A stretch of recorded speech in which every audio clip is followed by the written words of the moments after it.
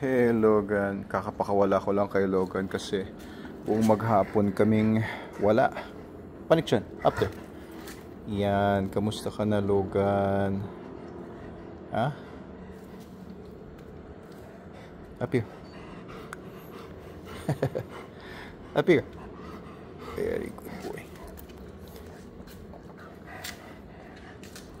So, pinakain na to kanina ni Ate Annalyn ng SDN niya nung hapon, and hindi na ako ang magpapakain sa kanya ngayon. Kasi kumain na ito, iniisip ko kung sino ba yung ilalagay ko dito kasama ni Logan magbantay dito sa bahay. Either yung bago kong Cane Corso na 10 months old, kaso lalaki din yun, baka mag-away sila. Kung lalaki lang din, iuwi ko dito si Ragnar, yung aking Caucasian Ovcharka / Belgian Malinois. Oo, nabalitaan niyo ba yung rinipost ko na most expensive dog sa buong mundo, binili recently ng isang Indian, I think.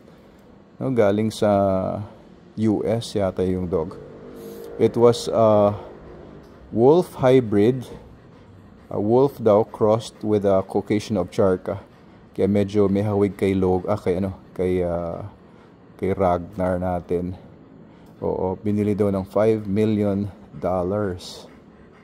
Oo. Mahal naman nun, But of course, syempre, parang art kasi yan na yung value ng mga dogs ay wala naman sa breed, wala naman sa kung mixed breed ba siya, crossbreed ba siya, purebred ba siya. But it's in the value that someone places on the dog. Diba? Kaya to si Logan, bibilin ba sa akin to ng $10 million? Bebenta ko ba si Logan? O, syempre naman.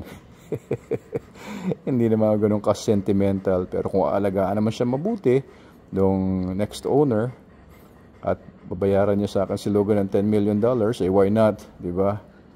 Oo, malaking bagay yung 10 million. O kahit sabihin natin 5 million, marami na tayong matutulungan yan. Marami tayong maayos yan. Kayo ba? Kung kayo ba ang papipiliin, kung bibilin ba sa inyo yung aso nyo ng $5 million, ibebenta nyo ba? Comment nga below. Oo, baka marami magsasabi na hindi. Pero huwag kayong matakot kung bebenta ninyo. Please comment below kung ibebenta ninyo ang mahal ninyong pet dog for $5 million. 290 million pesos yun, Logan. 290 million pesos. Bebenta nyo ba yung aso nyo for 290 million pesos? Comment below.